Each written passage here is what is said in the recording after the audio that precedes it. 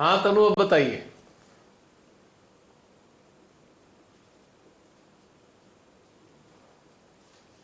हाँ तनु, अब बताइए। हाँ जी अंकल, मैंने तो बता दिया पर बाकी लोगों को अवसर दिया जाए। ओके ओके ओके, ठीक है। कि समय भी बहुत हो गया था। अब समय तो पता नहीं क्या हो बहुत गया। अच्छा एक्सपीरियंस था। चलिए, 12 बज चुके। Very good very good. हाँ जी, और कोई बताना चाहते हैं?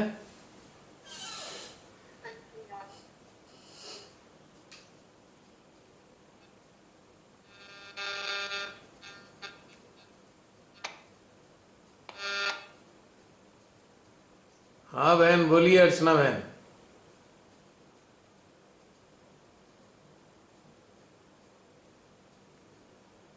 आपकी आवाज नहीं आ रही है। आप अपना माइक ऑन कीजिए।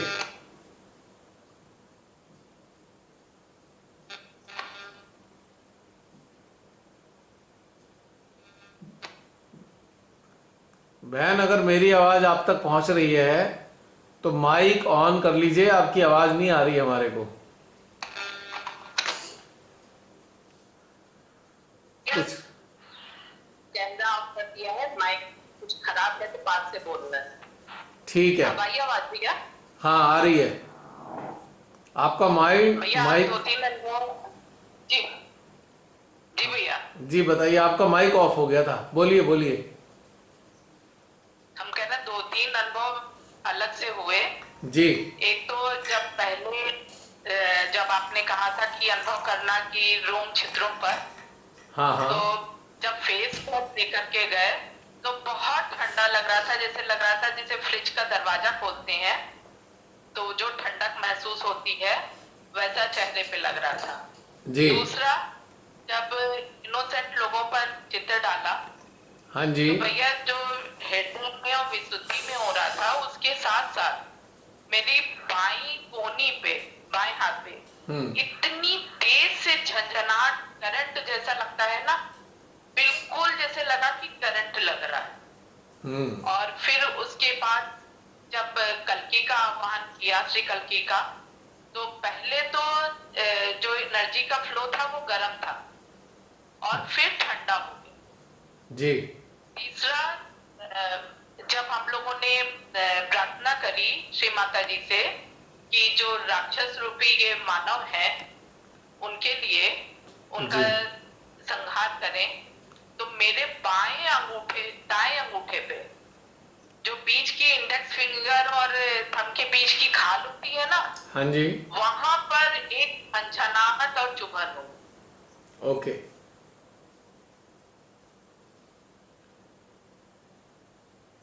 हाँ जी बहन, आपकी आवाज। जी भैया। अच्छा, एक्चुअल में जो कोहनी होती है ना, कोहनी वो नाभि है, आप जानते ही हैं नाभि।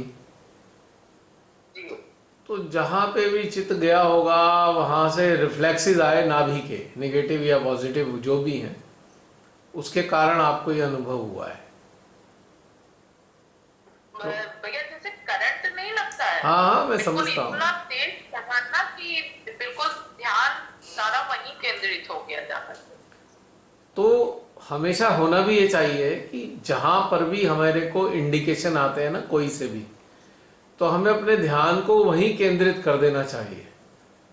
इससे क्या होगा कि उस स्थान पे जो ऊर्जा का एक सेंट्रलाइज हुई है एनर्जी, तो हमारे अटेंशन को वहां पर ही होना चाहिए। इससे उस एरिया की और भी ज़्यादा नरिशमेंट होती है, और भी ज़्यादा पोषण हो जाता है। क्योंकि जो भी इंडिकेशन आते हैं वो डिवाइन की इच्छा से आते हैं। डिवाइन उस स्थान पर अपनी ऊर्जा को पहुंचाते हैं और उस ऊर्जा के माध्यम से इंडिकेशन देकर हमारे अटेंशन को, हमारी अवेयरनेस को उस स्थान पर खींचते हैं या बुलाते हैं, ताकि उस स्थान से संबंधित जो भी हमारा सूक्ष्म केंद्र है या घटनाक्रम है या अंग प्रत्यंग है, उनको एनर्जाइज किया जा सके। ये एक टेक्निकल पॉइंट है कि हमारे शरीर में ऊर्जा के कहीं भी इंडिकेशन आए तो हमारे अटेंशन को वहाँ पर जरूर रखना चाहिए। एटलीस्ट अटेंशन के एक छोर को तो वहाँ रख दें, दूसरे छोर को भले ही हृदय और सहस्त्रार के साथ कनेक्टेड रखें। तो इससे उस स्थान पे बहुत लाभ होता है, उस स्थान से जुड़े चक्र में लाभ होता है। ये इसकी सूक्ष्मता है इस बात की। ठीक है बहन? जी भैया। और बताइए, कुछ कहना इसके अतिरिक्त? भैया जो अभी आपने कहा ना कि अगर हमारी जैसी मानसिकता करते हैं या स्थिति होती है हमारी, हाँ, तो चेतना का स्तर भी, तो ये भैया हम भी बिल्कुल आपकी बात से सहमत हैं। क्योंकि हम भी जब नए नए आए थे यहाँ पे सहज में, तो हम तो रामयोग का उस समय प्राणायाम करते थे।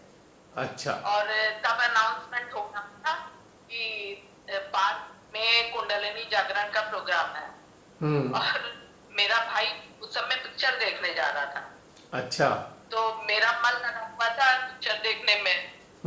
और मेरी मम्मी कह रही चलो और तुमको पार्क में लेकर के चलते हैं, तुम बताती हो कि ये करती हो तो बड़ा लाभ मिलता है, देखो कुंडलिनी जागरण का प्रोग्राम है। तो वहां लेकर के गई। तो वहां पे जब लेकर के गई तो वहां पे बड़ी भीड़ लगी हुई थी। अच्छा। वहां पे माँ की फोटोग्राफ रखी हुई थी और बैठा दिया गया वहां पे। तो सब लोग तो पूछ रहे थे ये श्री माता जी की जो फोटोग्राफ रखी है ये माँ कब आएंगी। तो वहां पे जो करवा रहे थे तो उन्होंने कहा कि देखिए दुर्गा माँ है और ये साक्षात दुर्गा माँ है। और आपको सब जब आप ये करेंगे तो आपको समझ में आएगा। और उस समय पता नहीं क्या हुआ कि मेरी आंखें बंद थी। जितने भी वहां पे सहजी थे, बाद में उन्होंने सबने कहा कि आप इसे छोड़िएगा नहीं। अच्छा। ये बहुत अच्छी चीज है। तो वहां पे एक पास में घर था, वहां 3 दिन के लिए बुलाया गया।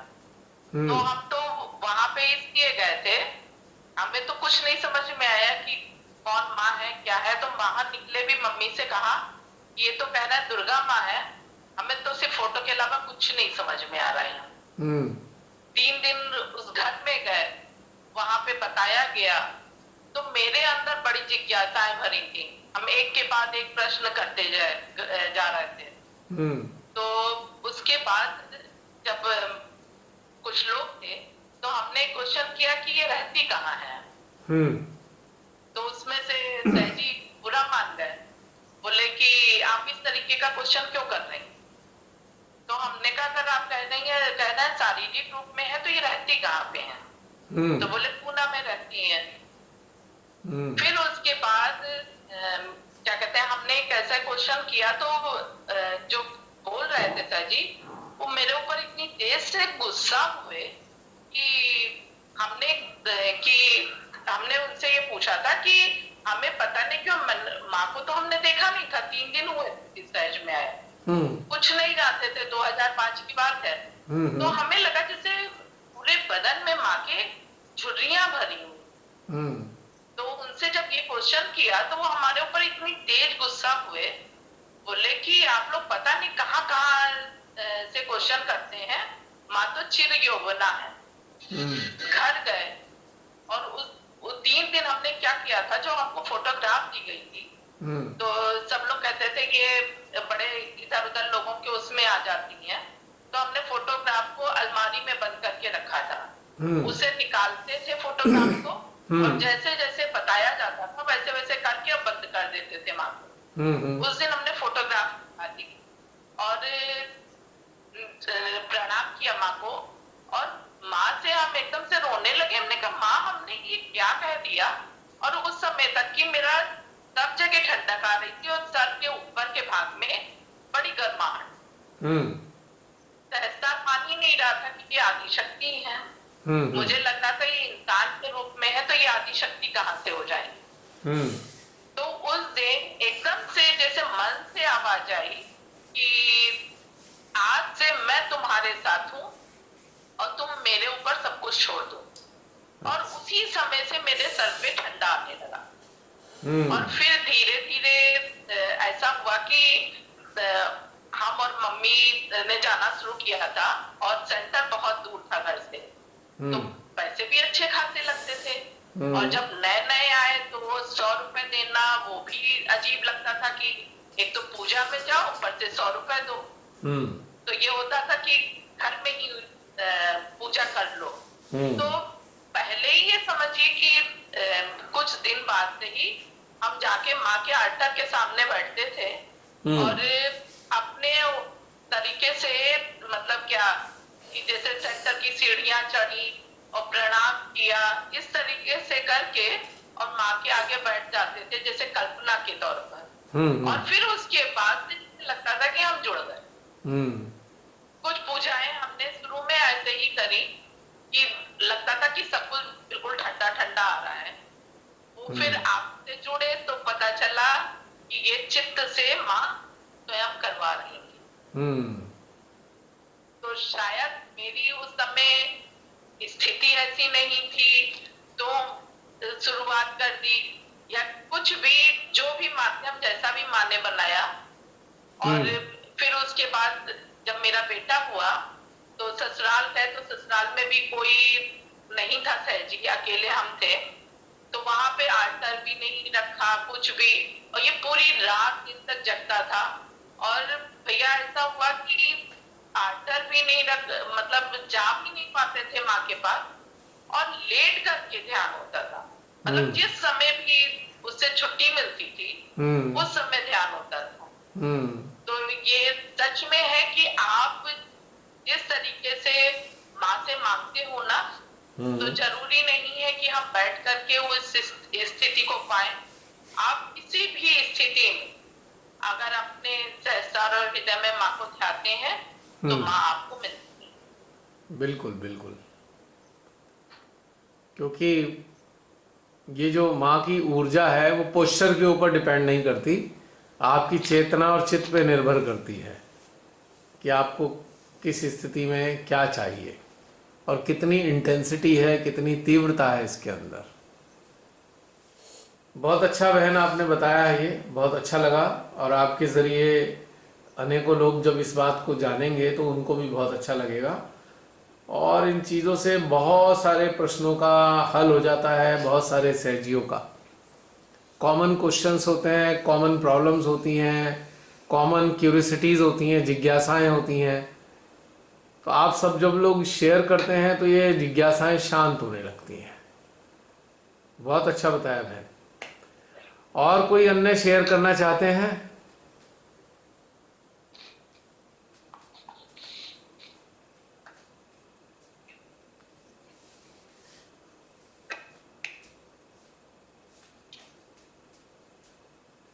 अभी तो बहुत सारे लोग हैं, दिखाई दे रहे हैं। और कोई शेयर करने वाले? जय श्री माता दी भैया। जय श्री माता दी। प्रियंका, क्या हाल है तुम्हारे? पहले ये बताओ, घर में सब ठीक है? जी। आजकल तो सबसे पहला प्रश्न यही होना चाहिए, हाँ सब ठीक है घर में? सब ठीक। हाँ चलो बताओ। मतलब एक गजब का फ्लो था, एक भी विचार नहीं, शून्यता और रिक्तता के सिवा कुछ भी नहीं था ध्यान में। बहुत ही सुंदर कनेक्शन हृदय सहस्त्र और पारब्रह्म परमेश्वर का। अटेंशन वर्क के दौरान विशुद्धि पे काफी पेन हुआ। कल की माँ का जब पार हो रहा था ना, तो विशुद्धि पे पेन हुआ थोड़ी देर। जैसे इन लोगों को इकट्ठा करके जब आवाहन किया माँ का, उसके बाद का जो प्रोसेस हुआ।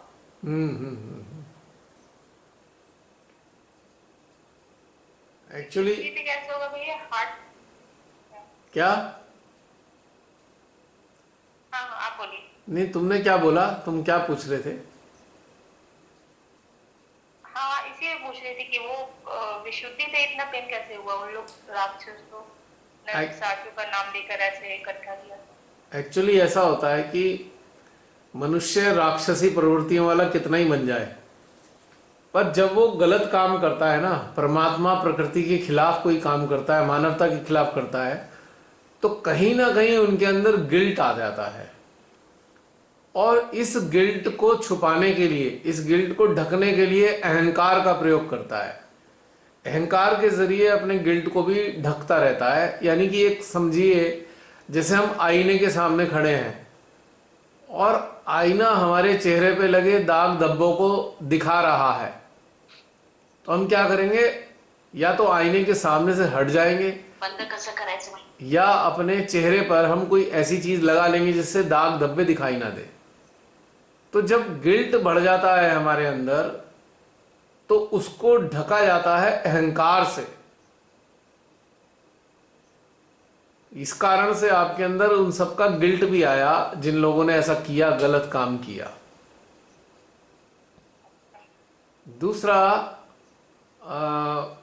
जब शक्तियां अपना कार्य शुरू करती हैं ना, तो उनकी शक्तियों का कार्य करने की शुरुआत में सबसे पहले एहसास कराती हैं। वो एहसास कराया जाता है कि देख तूने ये किया है, अब तेरा ये हश्र होने वाला है, अब तेरा हश्र ये होगा। उनकी आत्मा के जरिए शक्तियां अपना कार्य कराती हैं। तो इस कारण से भी गिल्ट पैदा होता है। मान लीजिए हमने अभी शक्तियों का आह्वान किया, किसी भी रूप में किया हो, किसी भी उनके फॉर्म के रूप में किया हो, लेकिन शक्ति का जो कार्य है वो जब शुरू होगा, तो सबसे पहले उसकी आत्मा के जरिए, उन लोगों की आत्मा के जरिए उनके अंदर एक एहसास कराया जाएगा। क्योंकि एहसास इसलिए कराना है क्योंकि सजा देनी है। सजा देने से पहले ये बताया जाता है, देख तूने ऐसा किया है। और जब उसे एहसास होता है कि तूने ऐसा किया है, तो उसके अंदर गिल्ट आता है। जैसे कि एक जज जब अपना निर्णय सुनाता है, तो उस निर्णय में ये लिखता है कि तूने ये अपराध किया है और इस अपराध की तुझे ये सजा मिलेगी। और जब वो सजा डिक्लेयर होती है ना, तो अपराधी के अंदर दोष भाव पैदा हो ही जाता है। चाहे वो डर के कारण पैदा हो, चाहे वो रियलाइजेशन के कारण, एहसास करने के कारण पैदा हो, ये डर आता है। या हम ये सीधे सीधे ये मान लें कि एलिमिनेशन प्रोसेस शुरू होने से पहले अपने अपराध का, सिन का रियलाइजेशन कराने का प्रोसेस है ये। और जब सिन का रियलाइजेशन होता है, पाप का, तो मनुष्य एकदम से दोष भाव से ग्रसित हो जाता है। उसी के रिफ्लेक्सेस तुमको आए हैं प्रेम का। पॉइंट क्लियर हुआ? और मेरा एक क्वेश्चन, हाँ, कितना विलक्षण है ना घटनाक्रम ये। हाँ, जैसे कि किसी इंसान की मृत्यु होने वाली हो, तो परमात्मा उसे पूरे जीवन के दृश्यों का स्मरण कराते हैं, चित्र दिखाते हैं, देख तूने ये किया है, अब इस कारण से तेरी गति ये होने वाली है मृत्यु उपरांत। तो ठीक इसी प्रकार से जब शक्तियों का आह्वान करते हैं कार्य करने के लिए, और दुष्टों के दुष्टता को या दुष्टों को नष्ट करने से पहले वो सब के अंदर गिल्ट भाव उत्पन्न करा देते हैं, रियलाइजेशन देकर। मतलब एहसास कराती है, रियलाइज कराती हैं शक्तियां, ताकि वो स्वीकार कर सके कि हाँ मैंने पाप किया, इसलिए मुझे सजा मिल रही है। हाँ बोलो। हाँ, एक क्वेश्चन। किसी भी चेतना, कोई भी चेतना जब किसी से मिलता है या फिर अटेंशन में कोई ऐसा चेतना को लेते हैं, तो क्या निम्न चेतना और उच्च चेतना का प्रभाव पड़ता है? बिल्कुल। जिसकी जैसी चेतना होगी वैसी ही प्रतिक्रिया हमारे सिस्टम में आएगी। अगर कोई उच्च अवस्था की चेतना का बंदा है जिसमें चित्त गया है, तो आपका एटलीस्ट विशुद्धि से लेके ऊपर तक के सिस्टम में एनर्जी बढ़ती चली जाएगी, सेंट्रल हार्ट में भी बढ़ेगी। और यदि लोअर लेवल की चेतना है तो फिर नाभि, मूलाधार, स्वादिष्ठान में इसका प्रतिक्रिया आएगी, चेतना के स्तर के मुताबिक कि चित्त और चेतना रहते कहाँ है, उसी की प्रतिक्रिया हमारे सिस्टम में आती है। हम जान पाते हैं कि कौन किस स्तर का है।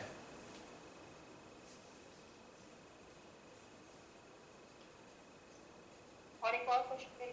हाँ बोलो बोलो। हाँ, वो कई महीनों से चल रहा है जिसमें श्री माता जी का कोई भी स्पीच सुन रहे हैं, ठीक है, सुन रहे हो, महीनों से ऐसा चल रहा है कि उसके बाद उसी बीच में कुछ क्षण के लिए आपका टेंशन चला जा रहा है मेरा। जैसे मानो शिव तत्व के बारे में कहा, गणेश तत्व बता रही है, विष्णु तत्व बता रही है, कोई भी गुड मतलब कितनी भी गहन कोई भी स्पीच सुन रही हो तो अटेंशन सेकंड के लिए जाए या कुछ के लिए कि मैं चला जाता है आप पे, फिर मैं मुस्कुराती हूँ, चला आता है मेरे पास। अब बहुत बहुत दिन ध्यान दिए हैं, उसके बाद ये क्वेश्चन किए, बहुत बात तो माता से पूछा, हाँ बस खुश हो जाती हूँ। तो श्रीमाता जी से पूछो ना, श्रीमाता जी ये क्या मेरा टेंशन आप पे से हट क्यों रहा है, कुछ बाधा आ गई क्या? मतलब मुझे बहुत खुशी होने लगती है अंदर से कि अच्छा, उसके बाद भैया याद आ गया, बहुत खुश हो जाती हूँ। कहीं ऐसा तो नहीं, अंदर से खुशी होता है। कहीं ऐसा तो नहीं श्रीमाता जी बता रही हूँ देख देख ये बाधा है, इसके ऊपर चित्त मत देना, मेरे पे चित्त देना, कहीं ऐसा तो नहीं श्रीमाता जी ये एहसास कराना चाहती हूँ? भैया हृदय में आता है कि क्या रास्ता दिया है मैंने तुम्हें ऐसे करके।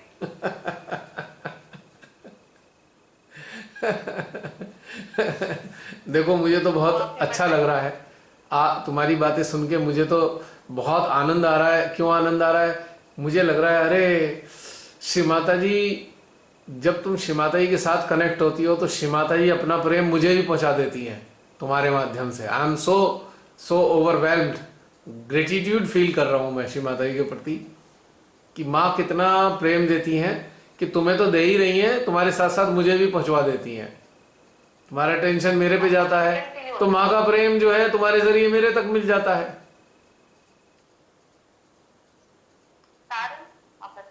अब ये तो वही जाने, माँ ही जाने, मैं क्या बता सकता हूँ भाई, इसमें तो माँ ही जाने, माँ का ही खेल है ये तो। मतलब कुछ कोई जो बता रही है सारा का सार जब निकाल के सुन रही हूँ, पूरा अंदर आ रहा है, तो आप सामने आ जा रहे हो सेकंड के लिए, तत्क्षण आए फिर निकल गए। कह तो रहा हूँ खुश हो जाती हूँ। तो श्री माता जी जो प्रसाद है तुम्हारे साथ साथ मुझे भी पहुंचा रही है ना। प्रसाद मिल रहा है मुझे भी।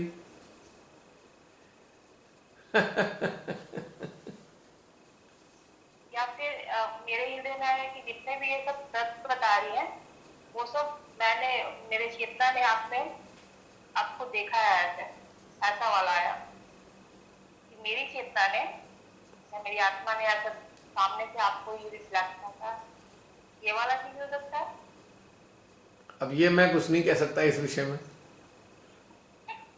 थोड़ी माँ पे थोड़ी नहीं बुझ मेरे से संबंधित बातों का, माँ का और आपका जो साथ है बातचीत चल रही है, उसमें मेरा तो कोई योगदान है नहीं ना। माँ और तुम्हारी बीच में बातचीत चल रही है तो इसके बारे में भला मैं क्या बता सकता हूँ, ये सोचो। मैंने तो बता दिया कि माँ जो तुम्हें प्रसाद देती हैं उसका कुछ अंश मुझे भी दिलवा देती हैं। जब तुम्हारा चित्त मेरे पे आता है तो माँ का प्रसाद मेरे को भी प्राप्त होने लगता है। अपनी स्तर पे मैं ये बता सकता हूँ, और बाकी दूसरी बात है उसके लिए मेरे पास टिप्पणी नहीं है, उस पर मैं टिप्पणी नहीं कर सकता। और मेरे साथ क्या होता है कि जैसे ही आप आ जाते हो तो मेरा हाथ जुड़ जाता है, शिव माता जी का बहुत आभार आ जाता है और आनंद आ जाता है, पूरा पूरा स्पीच पूरा उतर जाता है। एक चीज है कि इसमें, एक चीज तो मैं कह सकता हूं, ज्यादा कुछ नहीं, थोड़ी सी हल्की फुल्की ये कह सकता हूं कि श्री माता जी ये इंडिकेट कराती हैं कि एक माध्यम है, एक माध्यम है, बस।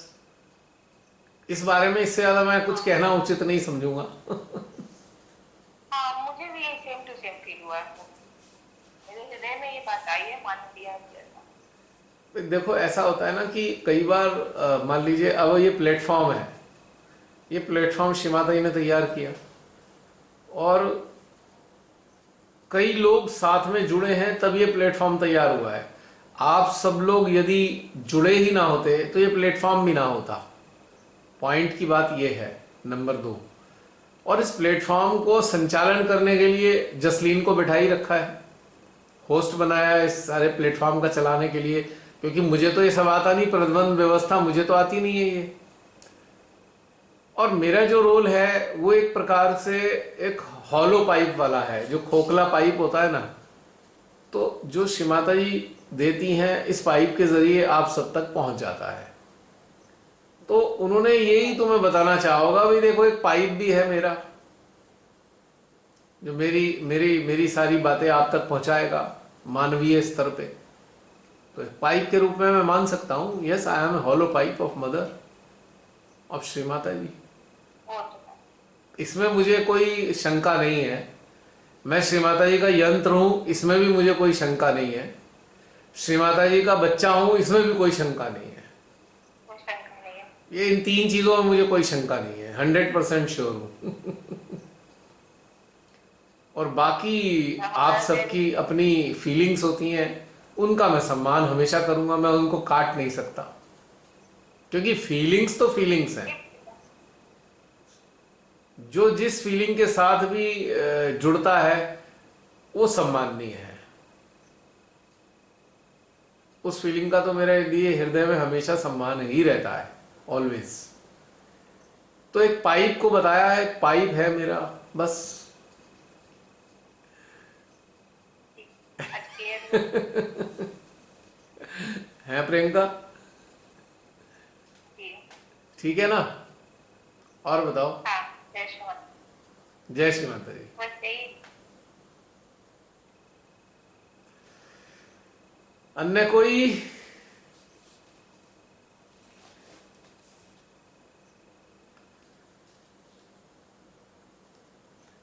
अगर कोई सामने पूछना चाहते हैं तो आ जाइए, वरना फिर समाप्त करेंगे। कोई और अपना अनुभव शेयर करना चाहे?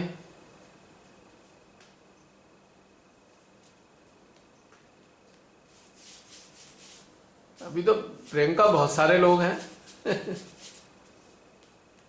1 2 3 4 5 6 7 8 9 10 बिंदियां बहुत सारी दिखाई दे रही हैं रमनी अभी। जी भी आ रही हाँ? है। रमनी जी भी आ रही है। अच्छा, रमनी दीदी। बहन जी जय वैसे श्री ही माता तो जी। है अभी। हम्म। जय श्री माता भैया। जय श्री माता जी बहन जी। ये बहुत ही अच्छा आज का ध्यान भी था। बिल्कुल स्टार्टिंग से एंड तक बिल्कुल निर्विचार और शून्य अवस्था थी। हाँ। लास्ट टाइम देखो किसी का सबको कुछ ना कुछ आ रहा था, पर आज तो बिल्कुल स्टार्टिंग से ही बिल्कुल शून्य। और जब शून्य अवस्था आती ना, तो उसका जो आनंद होता है ना, वो वर्णन ही नहीं किया जाता। इस स्थिति के लिए हम लोग तरसते हैं। ऐसी स्थिति हमेशा बनी रहे, तो ऐसा था। और जो भैया अपनी स्टार्टिंग में कराया ना कि हम आदि शक्ति माँ को, उनकी ऊर्जा को अपने स्थूल शरीर के बाहर तो फील करते हैं, अपने अंगों पर भी फील करें। यस। तो वो भी बड़ा अच्छा अनुभव था। सबसे पहले मैंने तो भैया मतलब चक्रों के हिसाब से किया कि चक्रों में ही सारे अंग आ जाते हैं। संसार पर किया तो ऐसे लगा संसार मतलब पहले पूरा ऐसे कोई चीज एक्सपैंड हुई है, वो बिल्कुल ऐसे श्रिंक हो गई, बिल्कुल छोटा सा बन गया है। ऐसा मुझे तब भी होता है जब हम बिल्कुल जुड़ते हैं ना हार्ट और संसार से ऊपर पार ब्रह्म परमेश्वर तक। ये मतलब वही फीलिंग थी, वैसा ही मुझे फील हुआ। उसके बाद भैया मैंने विशुद्धि पर सभी अंगों पर जैसे मतलब फील किया उनकी एनर्जी को, तो ऐसे लगा बहुत सारी ऊर्जा इतनी तेजी से पूरा विशुद्धि के अंदर जाई जा रही है, जाई जा रही है, ऐसा मुझे फील हुआ। मेरा अनुभव बाकी लोगों से थोड़ा अलग है, बाकी लोगों को जो महसूस मेरे को ऐसा फील हुआ। और जब हृदय में था तो महसूस किया, तो भैया हृदय में ऐसे फील हुआ था मेरी पूरी स्किन जो है हृदय को कुछ नहीं, बट मेरे ये हंसा चक्र और संसार पर बहुत तेज वहां पे एनर्जी बनती शुरू हो गई जब हृदय पे मैंने फील करना चाहा। अब मैं इसका विश्लेषण नहीं कर पा रही कि ये क्या इंडिकेशन थे कुछ भी। तो इस तरह के एक्सपीरियंसेस हुए जो हमेशा ऐसे बिल्कुल पिन थे मेरे। और एंड में जब अटेंशन वगैरह तो वो तो बाकियों की तरह वैसे ही रिफ्लेक्सेस आ रहे थे भैया, उनके उनकी पीड़ा का एहसास हो रहा था लोगों से। और बहुत अच्छा किया जो भैया अटेंशन वगैरह, मेरे अपने चित्त में यही चीज आ रही थी कि एक बार हम इस पे करें अटेंशन से वर्क ना, ये जबरदस्ती के टीके लगवाए जा रहे हैं, वीडियोस देख रहे हैं बी अवेयर में ना। देखो बेचारे कितने प्रताड़ित हैं। उस महिला को, 70 साल की महिला को 4 लोगों ने जबरदस्ती पकड़ के लगा दिया। मतलब बदतमीजी के अलावा और क्या है ये, नृशंसता बिल्कुल। उसमें एक था ना, एक के बेबी हुआ, उसको जबरदस्ती महिला को हाँ, टीका लगाया गया, हाँ, बेचारी को हार्ट अटैक हुआ, मर गई। और क्या, अब बताओ क्या है वही तो। मतलब जाहिलियत है, जाहिलियत। जाहिल लोग जाहिलियत दिखाते हैं ये। इतना बुरा समय कभी देखा नहीं था ना, कभी सोच भी नहीं सकते थे, इसकी कल्पना भी नहीं की थी। राक्षसी राज है ना ये राक्षसी राज फैलने की कोशिश कर रहा है, पर इन्हें नहीं पता कि श्री महाकाली क्या हासिल करेंगी इन राक्षसों का। शुरुआत हो गई उनकी, बस अब ये सब सामने आती जाएंगी, चीजें नष्ट करती जाएंगी, वो सब खत्म हो जाएगा। ये कुछ समय है, जाएगा, सबको झेलना पड़ेगा। झेलना उन सबको पड़ेगा ना जो जिन जिन के अंदर कुछ गड़बड़ रही होगी कहीं ना कहीं। क्या कहूं मैं इस बारे में, बड़ा दुख होता है सब देख के। अब हम तो मानव हैं, मानवता के नाते हमें तो पीड़ा होनी ही होनी है। किसी ने क्या किया क्या नहीं किया हमें तो पता है। जो इनोसेंट हैं, अच्छे लोग हैं, उनको माँ को प्रोटेक्ट करना है। हम तो उनसे प्रोटेक्शन की प्रार्थना ही करेंगे श्री माता जी से। और ये बहुत पीड़ादायक चीजें हैं, ये भी एक्सपोजर होता है ना, हम तक ये सब बातें कैसे पहुंचेंगी। तो कोई तो शक्तियां कार्य कर रही है ना यहाँ तक पहुंचाने के लिए, और यहाँ तक पहुंचा रही है इसलिए ताकि हमारा अटेंशन वर्क शुरू हो। इन दुष्टों के खिलाफ अटेंशन वर्क होगा तभी तो कुछ कार्य बनेगा। अब बाहर से तो हम पे कोई हथियार चलाने आते नहीं है हमें, हम कोई सैनिक भी नहीं है, हम ना कोई नेता हैं ना कोई अधिकारी हैं, लेकिन जो श्री माता जी ने हमें बनाया हम वो तो है ना। हम अपना वो वाला कार्य तो कर ही सकते हैं ना। ये पहले एक्सपोजर और फिर अटेंशन वर्क करना, ये उन्हीं की एग्जैक्टली योजना है श्री माता। एग्जैक्टली भाई, हमें पता ही नहीं चलेगा तो हमें अगर पता ही नहीं चलेगा। पूजा करते रहते भैया, हाँ, गलती से। क्या चीज? मैं कह, वरना आज हम भी बाकी लोगों की तरह उनकी पूजा करते रहे, जो महादुष्ट लोग हैं हाँ, सरकार के।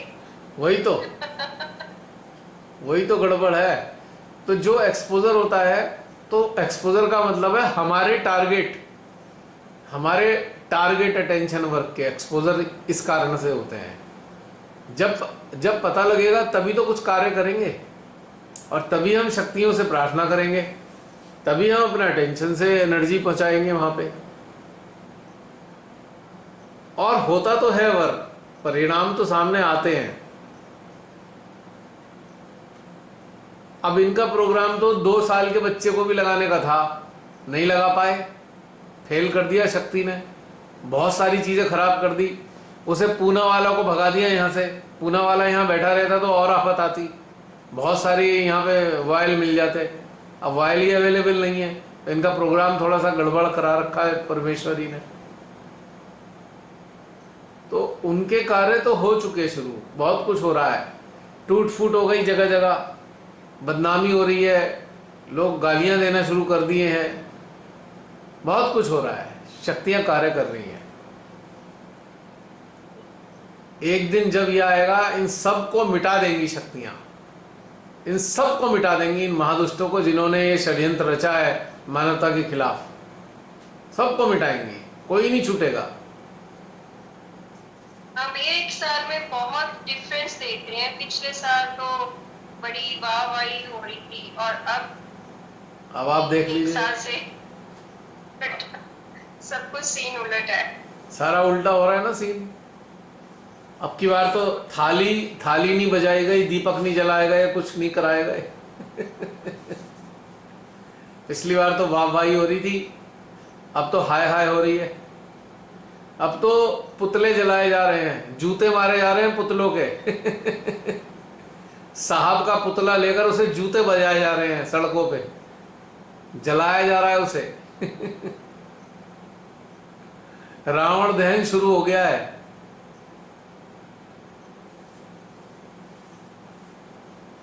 शू बीटिंग शुरू हो गई, दहन शुरू हो गया। और अभी तक भी इन महादुष्टों का इसलिए नहीं बिगड़ पाया कुछ, हम में से ही कुछ लोग गुलाम मानसिकता के, उनके कारण ये रुकावट आ रही है। बिल्कुल ये रुकावट होती है। हाँ, ये जो भक्त लोग हैं ना, हम में से कुछ बहुत सारे जबरदस्त वाले भक्त लोग, उनके कारण रुकावट आ रही है, क्योंकि दैवी शक्तियां जब संहार करेंगी ना, तो उनका भी संहार हो जाएगा जो अंधभक्त हैं। इसीलिए उन्होंने थोड़ा संहार का रोक रखा है कार्यक्रम, कि कहीं ऐसा ना हो इनके चक्कर में ये भी जाएं। चलो इन्हें थोड़ा समझने का मौका दे दो, सुधरने का मौका दिया जा रहा है। लेकिन एक समय आएगा, अगर ये लोग अंधभक्त नहीं माने ना अंधभक्ति करने में, तो इनका भी संहार हो जाएगा। अब ये माँ के लिए बड़ी तकलीफ दे बातें हैं ये। मतलब बताइए, हद इस बात की है, अरे श्री माता जी को मत्था टेकते हो और गुलामी नेताओं की करते हो। आश्चर्य की बात है, बहुत ही आश्चर्य होता है मुझे। अब श्री माता जी का भी ऐसा होता है ना, उनके चरणों में जिसने मत्था टेक रखा है ना, तो उसे कहीं ना कहीं सुरक्षा तो देती ही है ना श्री माता जी। अब शक्तियों के लिए, मां की शक्तियों के लिए बड़े धर्म संकट का विषय है ये। वो संहार करने चलती हैं तो मां के बच्चे आ जाते हैं जिन्होंने मत्था टेका हुआ है।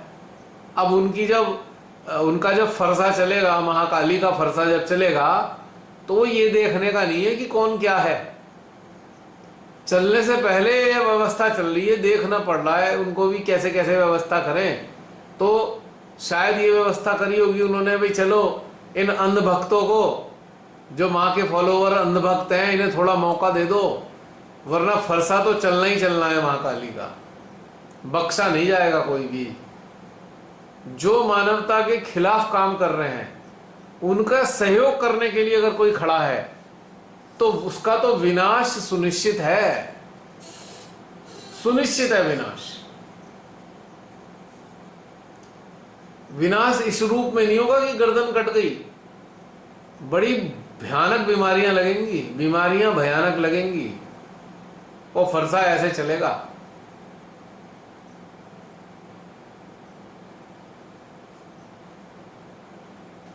और आपने देखा होगा कुछ बहुत से जो भक्त लोग थे, वो हो भी गए राम प्यारे, और आज परेशान भी डोल रहे हैं। भक्त लोग बहुत परेशान हैं आज, लेकिन भक्ति नहीं छूट रही। अफसोस की बात यह है, आज भी बड़ी जबरदस्त भक्ति है, कमाल की बात है।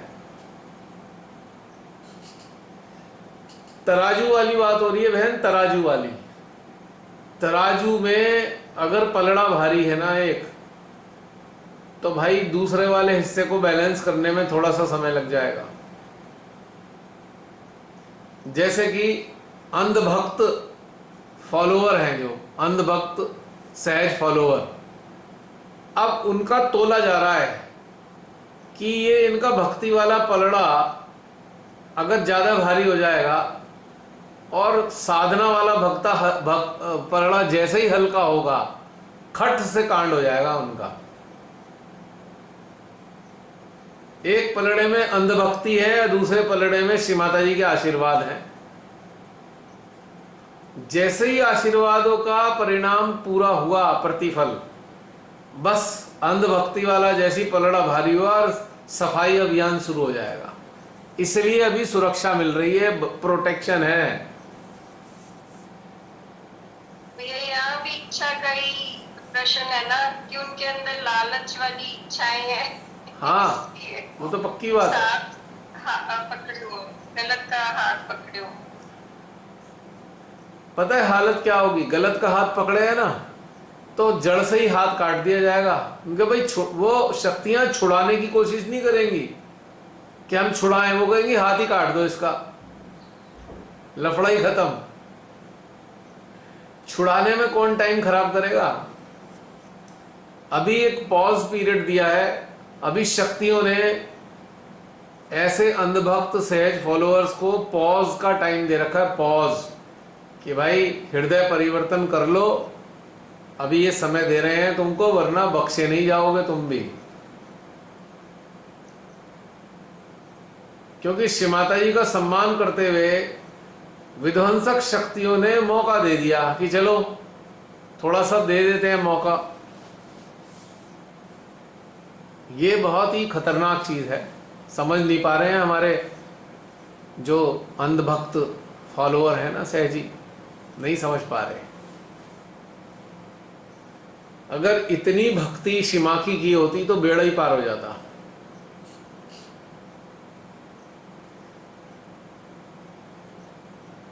अब क्या कहें, नहीं माने तो विनाश तो होना है, कोई नहीं बच सकता विनाश से।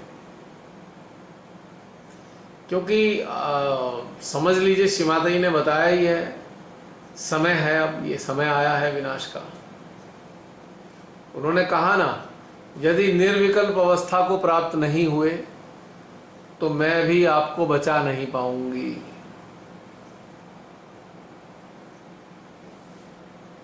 और निर्विकल्प अवस्था है क्या? केवल एक ही है, केवल और केवल मां के अंदर अपने विश्वास को स्थापित करना, मां को ही अपने हर चीज के अंदर स्थापित करना, कि अनन्य भक्ति, कि मां के अतिरिक्त कोई ना हो। ये निर्विकल्प अवस्था है एक तरीके से। अनन्य भक्ति इज इक्वल टू निर्विकल्प अवस्था। और जो नहीं है उनका विनाश सुनिश्चित है, जैसा कि श्री माता जी ने बताया है। लेकिन इस बीच में एक पॉज है, इस बीच में हम सबके कार्य भी हैं। अब माँ हमें प्रेरणा दे रही हैं, हम सबको भी कार्य करें ऐसे लोगों के लिए। पिछली बार भी आपने देखा होगा बहुत से सहजियों के लिए कार्य किया, जो भक्ति वाले थे, अंधभक्ति वाले थे, उनके मस्तिष्क पे कार्य किया, हृदय पे कार्य किया कि परिवर्तन आ जाए, थोड़ा बच जाएंगे।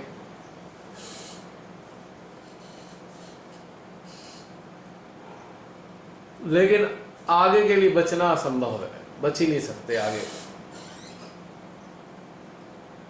परमात्मा, प्रकृति और मानवता की खिलाफत करने वाले बचाए ही नहीं जा सकते, असंभव, चाहे वो किसी को भी मान लें। श्री माता जी का प्रोटेक्शन खत्म हो रहा है। कैसे खत्म हो रहा है? अंधभक्ति जैसे बढ़ रही है वैसे वैसे प्रोटेक्शन भी खत्म हो रहा है, बस ऐसा समझ लीजिए।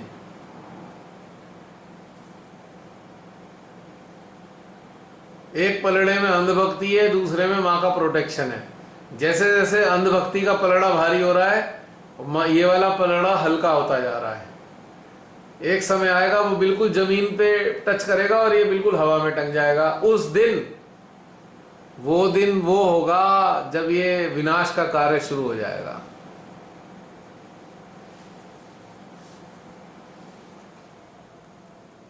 क्योंकि विध्वंस वाली शक्तियां जो है, विध्वंसकारी शक्तियां, मां आदि शक्ति का तो बहुत सम्मान करती है ना। प्राचीन काल में ही माइथोलॉजिकल स्टोरीज में आप देख लीजिए कि जिन्होंने महाकाली की उपासना की, जिन राक्षसों ने महाकाली की उपासना करके वरदान ले लिए, शिवजी जी से वरदान ले लिए, तो उनको एकदम से सजा नहीं मिली, पहले चेतावनी दी गई है। उन्हें समझाने की कोशिश की है। स्वयं महाकाली ने समझाने का प्रयास किया, स्वयं श्री भोलेनाथ ने समझाने का प्रयास किया है उन राक्षसों को कि भाई अपनी सीमा में रहो वरना विनाश हो जाएगा। उन्हें अहंकार है, हमने तो आशीर्वाद ले लिया आपसे, वरदान ले लिया है। तो फिर खेल विष्णु जी का शुरू होता है। फिर विष्णु जी एक ऐसा ड्रामा रचते हैं जिसमें फंसकर वो उनका अपने आप ही विनाश कर देते हैं। अब श्री विष्णु जी भी तो विध्वंसकारी शक्तियों के एक तरीके से संचालन करने वाले हैं। श्री विष्णु भी तो विध्वंसकारी शक्तियों का संचालन करते हैं, जिनके पास तो सबसे पहले तो सुदर्शन चक्र ही है उनके पास, पापियों को नष्ट करने के लिए सुदर्शन चक्र उनके पास। फिर नई नई विधियां तैयार कर देते हैं, माया रचते हैं श्री विष्णु जी राक्षसों का अंत करने के लिए। उनके अंडर में कई सारे देवी देवता काम करते हैं। भ्रांति देवी भी विष्णु जी के एक इन सिस्टम का हिस्सा है। भ्रांति देवी, जिस राक्षस का अंत करना होता है तो भ्रांति देवी की सहायता लेते हैं श्री विष्णु जी। भ्रांति देवी उन्हें भ्रमित करती हैं राक्षसों को, उनसे ऐसे ऐसे कार्य कराती हैं जिनसे उनका अंत हो जाए। तो ये तो अफसोस होगा हम सबको।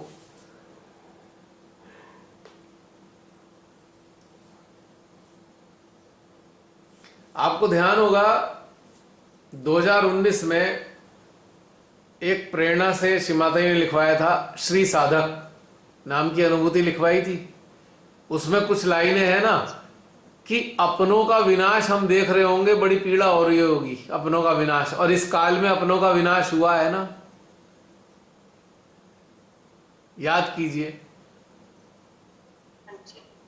उसमें कुछ लाइनें हैं कि ये एहसास करके कलेजा मुंह को आता है कि अपने लोगों का विनाश अपनी आंखों से हम देख रहे होंगे।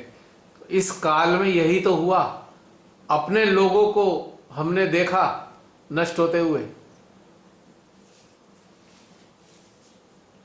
यानी कि बहुत सारे सहजी काल कवलित हुए। ये इसी के बारे में तो लिखवाया था उन्होंने। हमें 2019 में मालूम था ये सब घटना घटित होगा, लेकिन उन्होंने लिखवा दिया उस वक्त श्री साधक वाली अनुभूति में।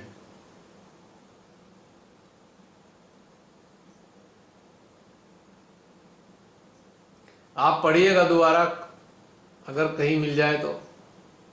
कुछ लाइनों से बिल्कुल वर्णन हुआ है इस वाले समय का जो अभी गुजरा है ना समय, पिछले 1-1.5 साल का। और अपने ही सहज फॉलोअर्स कितने सारे लोग काल कवलित हुए, कोई कुछ कर नहीं पाया, चाह कर भी कोई कुछ नहीं कर पाया मदद, है नहीं कर पाए, नहीं कर पाए ना। अभी हमारे ही परिवार में, सहज परिवार में कितने लोग चले गए।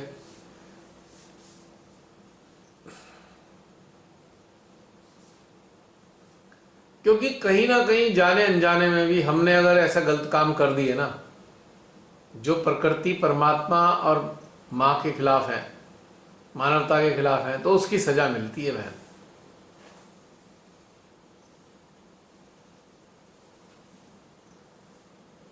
और बहुत कम उम्र में भी थे, कई कम उम्र के लोग चले गए। अफसोस की बात यह है।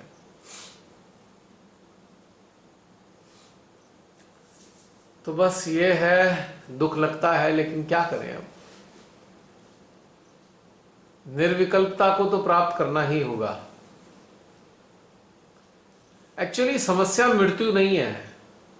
मान लो मृत्यु हो गई, मृत्यु एक समस्या नहीं है। मृत्यु, असमय मृत्यु आने के कारण एक बहुत बड़ी समस्या खड़ी हो रही है। वो ये खड़ी हो रही है कि जो लोग निर्विकल्प को प्राप्त नहीं हुए, उन्हें आने वाले समय में, अगले जन्म में अवसर भी नहीं मिलेगा। समस्या ये है। आज से 15 साल 20 साल पहले का अगर समय होता, चलो भाई मृत्यु हो गई, दोबारा जन्म लेके आ गए, दोबारा अवसर मिल गया निर्विकल्प होने का, लेकिन अब कहाँ, लास्ट जजमेंट का टाइम माँ के मुताबिक, तो ये अवसर कहाँ मिलेगा दोबारा उन्नत होने का? ये दुख का विषय है। मृत्यु की समस्या नहीं है, मृत्यु तो चलो कुछ दिन का दुख होता है, परिवार के सदस्य भी परेशान हो जाते हैं, कुछ दिन तक सह लेते हैं, धीरे धीरे आदत पड़ जाती है। लेकिन जिसकी मृत्यु हुई है उसकी चेतना को उन्नत होने का आने वाले समय में अगर मौका ना मिले तो क्या होगा? सबसे बड़ी तकलीफ की बात यह है। चलो, इस काल में कोई ऐसा सहजी काल कवलित हुआ भाई, जिसका जो है चेतना उन्नत हो चुकी, निर्विकल्प अवस्था को पा गया है, उसकी मृत्यु हो गई है। वो मृत्यु नहीं है एक्चुअली, वो तो एक तरीके से झंझट से छूट गया। लेकिन जिसने निर्विकल्प को नहीं पाया और उसकी मृत्यु हो गई, तो उसके लिए तो बहुत बड़ी समस्या खड़ी हो गई उसकी चेतना के लिए। अब अगले उसमें व्यवस्था ना मिले तो उन्नत होने की, अब ये काल भी नहीं है उन्नत होने वाला। नेक्स्ट बर्थ लेकर कोई उन्नत होने की सोचेगा, या मौका कहाँ मिलने वाला है? इतना दुरूह समय चल रहा है, बहुत कठिन टाइम है। तो ये वाली बात सबसे खतरनाक है। हमारा तो सबसे बार बार यही निवेदन होता रहा, रिक्वेस्ट होती रही लगातार कि भाई अपने उत्थान को पालो, भाई अपने उस स्तर पे पहुंच जाओ, वरना बहुत कष्ट हैं आगे, बहुत कष्ट हैं। जितने संसारिक जीवन में कष्ट नहीं है ना, उससे कई 100 गुना कष्ट शरीर छोड़ने के बाद हैं, यदि निर्विकल्प अवस्था को प्राप्त नहीं हुए। मुझे ऐसा तो एहसास नहीं है, लेकिन डायरेक्ट तो एहसास नहीं दिखाई दे रहा कि ऐसे होगा ऐसे होगा, लेकिन अंदर से हृदय में बड़ा तकलीफ दे एहसास होता है, बहुत तकलीफ दे ऐसी चेतनाओं के लिए। मैंने ऐसा देखा तो नहीं है कि भाई शरीर छोड़ने के बाद क्या क्या हो रहा है किसी को, वो मेरे पास तो वो क्षमता नहीं है अभी, आने वाले समय में आ जाए तो कह नहीं सकता। लेकिन हृदय जरूर ये एहसास कराता है कि बहुत कठिन चीज है ये, बहुत दिक्कत वाला काम है अगर उन्नत नहीं हुए और शरीर छोड़ दिया तो एक एक पल भी इतना इंपॉर्टेंट है, इतना इंपॉर्टेंट है। एक एक पल अपने आप को परिष्कृत करना है, परिष्कृत करते हुए उठाते चलना है। अभी भी मैं देखता हूं बहुत से सहजी अपने ही चक्रों में लगे हुए हैं, तो बड़ा अफसोस होता है मुझे, बहुत ही अफसोस होता है कि देखो अभी इन्हें समझ नहीं आ रहा है कि कितना नाजुक समय चल रहा है, अपना समय व्यर्थ ना करें। लेकिन व्यर्थ करे जा रहे हैं अब भी बहुत सारे लोग।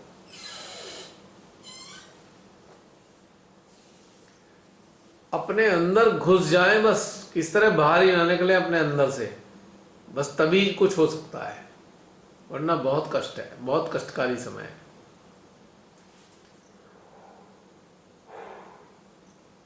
हमारी मजबूरी है, हमें शेयर करना है ये सब चीजें, क्योंकि श्री माता जी मेरे से कहेंगी कि जब तुझे एहसास दिला रही हूं मैं, तो बता क्यों नहीं रहा सबसे। तो मेरी मजबूरी भी है ये बताना। I am bound to express all such things before everyone.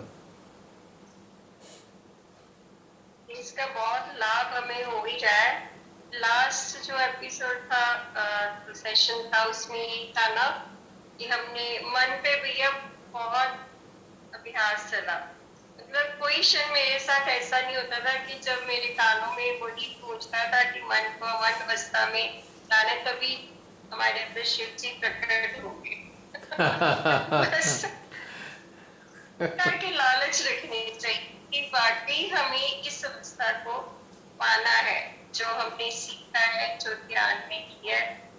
तो पूरा वीक भैया यही चलता रहा हर वक्त। फिर उसका फायदा पता क्या हुआ कि हाँ। चित्त भी अंदर ही रहने लग गया। हाँ। बढ़िया ये वीक है मेरा तो। अब देखिए, हम